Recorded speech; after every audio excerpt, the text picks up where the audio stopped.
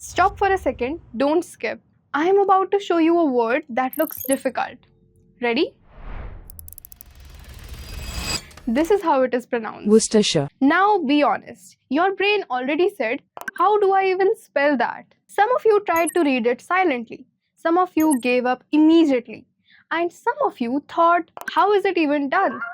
And this reaction is the real reason why most people struggle with spellings. Not because English is hard, not because your vocabulary is weak, not because you don't know English, but because fear appears before learning. The moment we see a long unfamiliar word, our brain hesitates. Today I'll show you how to remove that hesitation and how long English words stop feeling difficult once you understand how spelling works. And yes, by the end of this video, you will know how to practice spelling in a practical and effective way. Spelling is not about memorizing random letters like A, B, C, D. No. Spelling works on patterns. English letters follow certain behaviors and rules. Once you understand these patterns, spelling will become effortless. Once you understand the structure, even long words feel manageable. Unfortunately, most learners are taught spelling the wrong way. They are told, memorize it, write it 10 times, learn it for exams. But this approach does not work for a long time because memory without understanding does not last. So here is a better method. Look at these two words, quiet, quiet.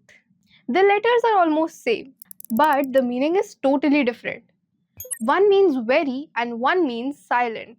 Just one additional letter and changes the whole meaning and pronunciation. That's why spelling is important, not only for exams, but for clarity in communication. Technique 1. Understanding the silent E rule. Let's understand the most important spelling rule. In many words, letter E appears at the end, but it's not pronounced. However, it changes the sound of the vowel before it. For example, K-I-T, kit.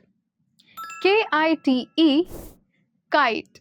The E is silent, but it changes the sound of I. Here are some more examples.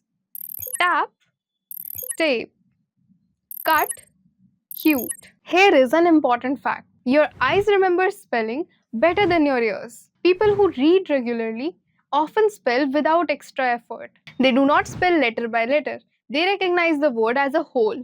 That is why reading is extremely important. If spelling is weak, do not start with long writing practice. Start with reading. Short paragraphs, captions, articles, etc.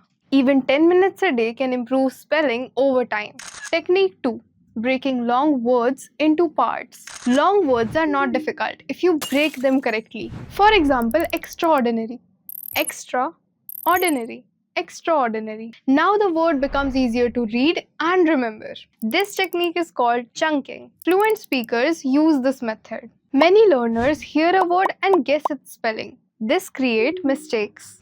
English spelling does not follow pronunciation. That's why words like definitely, accommodation, separate, environment are often misspelled. Instead of guessing, learn them consciously. Technique 3.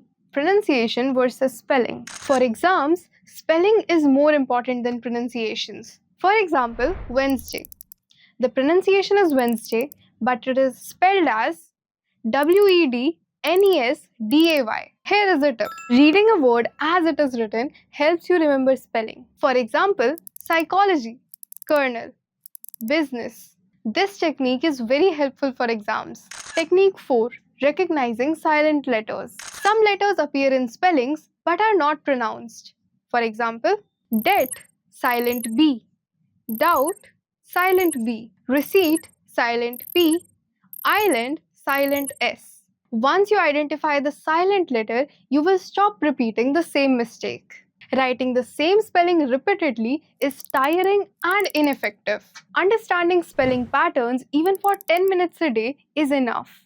Good spelling is not about intelligence. It depends on exposure, patterns, and correct techniques. Once you remove fear and understand how spelling works, you will feel more confident and fluent. So instead of saying I am bad at spellings, you can say I understand spellings better now. So this is Levika, and if this video helped you even a little, don't forget to like, share and subscribe. And tell me in the comments which word do you find difficult to spell or pronounce.